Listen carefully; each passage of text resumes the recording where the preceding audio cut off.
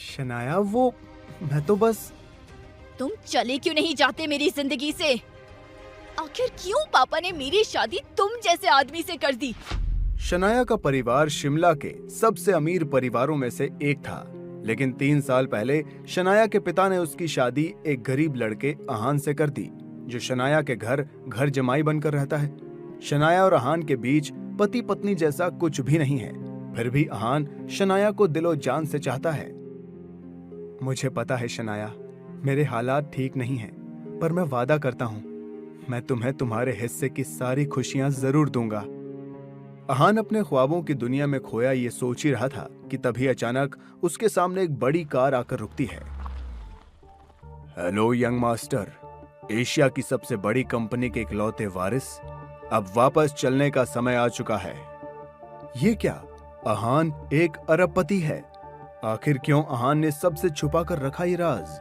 किस वजह से अहान बिता रहा है गरीबी और जिल्लत की जिंदगी? क्या इसी वजह से शनाया के पिता ने की उसकी अहान से शादी? क्या होगा जब शनाया को पता चलेगा अहान का सीक्रेट? आइए अब सुनते हैं। अहान गुस्से में नजर आने लगा।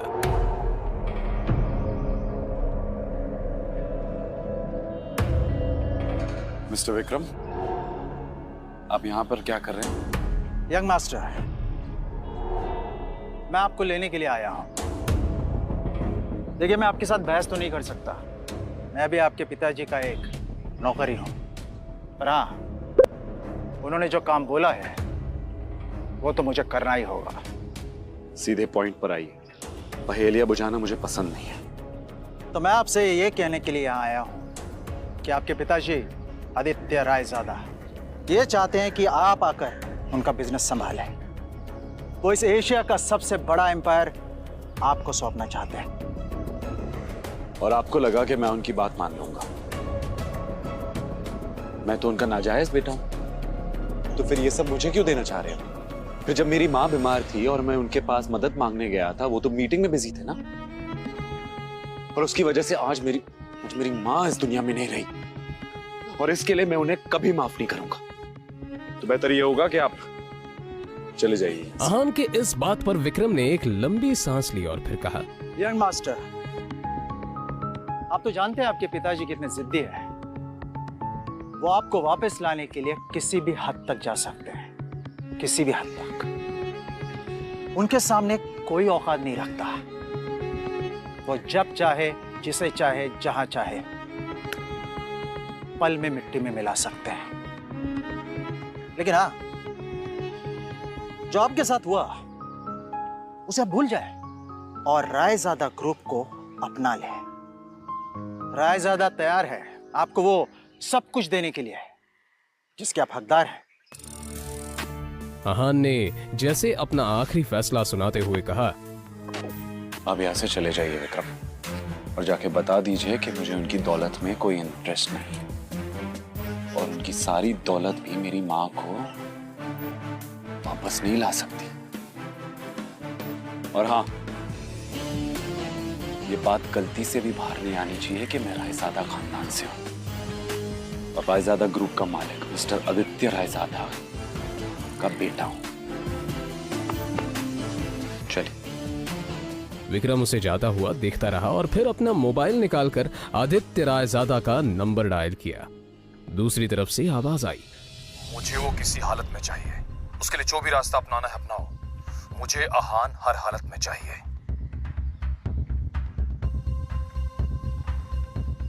यंग मास्टर, आपको आना ही होगा।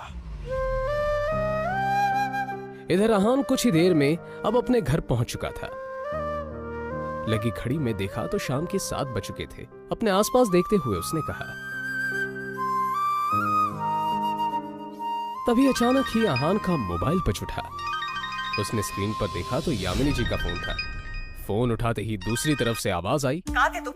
हाँ, तुम्हें पता है ना, तुम्हारी वजह से मेरी सहेलियों के सामने मेरी कितनी बेइज्जती हुई है, और तुम्हारा फोन क्यों नहीं लग रहा है? हाँ, मैं अभी घर वापस आ गई हूँ, ये बताओ तुम्हारा फोन क्यों नहीं लग रहा है? माँ जी, शनाया को लेने गया था, उसका फोन। तो फोन दो उसे, उसका फोन भी नहीं लग रहा है। लेकिन माँ जी, शनाया तो मेरे साथ नहीं आई। पर अभी तो तुमने कहा कि तुम उसे लेने गए थे। हाँ, मगर वो अपने किसी क्लाइंट के साथ। आहान का इतना ही कहना था कि तभी यामिनी जी उस पर चिल्लाते हुए बोली, रात होने को आई है और तुम कह रहे हो कि वो किसी क्लाइंट के साथ है? तुमने कुछ गड़बड़ की होगी, इसलिए तुम्हारे साथ वो आई नहीं। अच्छे दामाद तो तुम बन नहीं पाए, कम से कम अच्छी पति तो बनो। तुम्हारे पास 1 घंटा है, किसी भी तरह शनाया को ढूंढकर इस घर में वापस लाओ। आहान ने शनाया का नंबर डायल किया तो वो नहीं लग रहा था। अब सच में उसे शनाया की फिक्र होने लगी थी। Come on, Shanaya, pick up the phone. वो लगातार शनाया को नहीं लगा। अब परेशान होकर आहान बाहर निकला। आहान के बारे में भले ही मल्होत्रा को नहीं पता था, मगर आहान देव मल्होत्रा के बारे में कई बार शनाया के मुंह से सुन चुका था कि मल्होत्रा उसका पुराना क्लाइंट है और उसका एक नाइट क्लब भी है। अंदर बेहद ही शोर शराबा था और लोग शराब पीकर नाच रहे थे। आहान ने चारों तरफ देखा पर कहीं भी उसे शनाया नजर नहीं आई।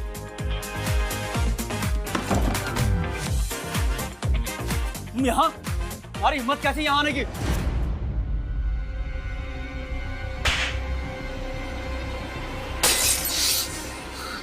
मिस्टर देव मल्होत्रा, मैं शनाया का पति हूं।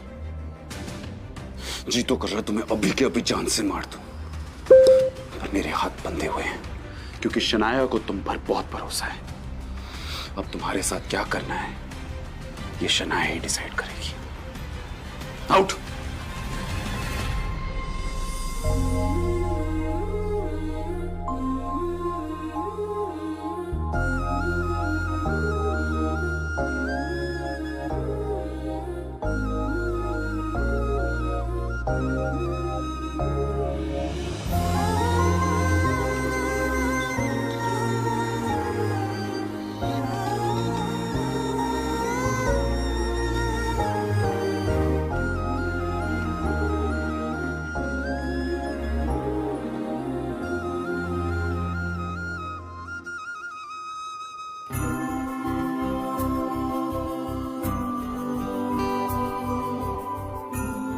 मुझे पता है हमारा एक साथ सोना आपको पसंद नहीं है, पर आज रात आपको इसी कमरे में सोना पड़ेगा।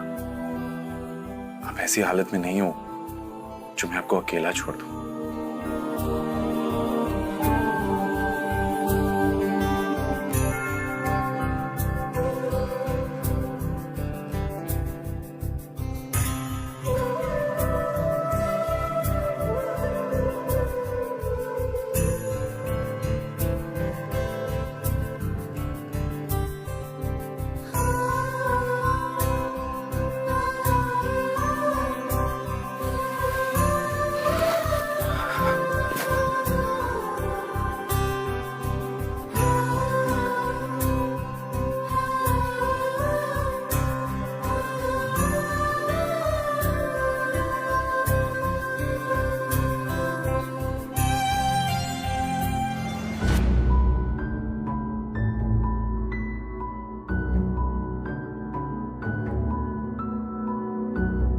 आपकी हिम्मत कैसे हुई मुझे अपने साथ सुलाने की?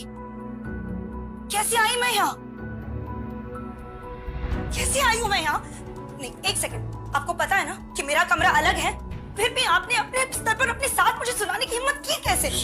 नहीं, क्यों किया आपने ऐसा? क्यों? शनाया, तुम कल रात को नशे में थी और मल्होत्रा से बचाकर मैं आपको यहाँ लाया, और आपको इस हालत में देखकर आपको अकेला छोड़ना मैंने सही नहीं समझा, बस इसलिए।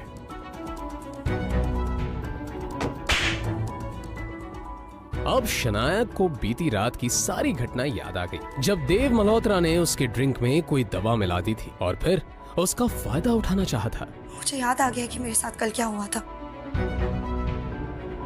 पर अगर आप ये समझते हो कि आप इस बात का फायदा उठाकर मेरे करीब आ सकते हो तो ये दिमाग से कंप्लीटली निकाल दो। आपके चक्कर में मुझे याद ही नहीं रहा कि मुझे कितना जरूरी काम करना था। इस मल्होत्रा का तो कुछ करना पड़ेगा। मुझे पता ही नहीं था कि ये इतना घटिया इंसान निकलेगा।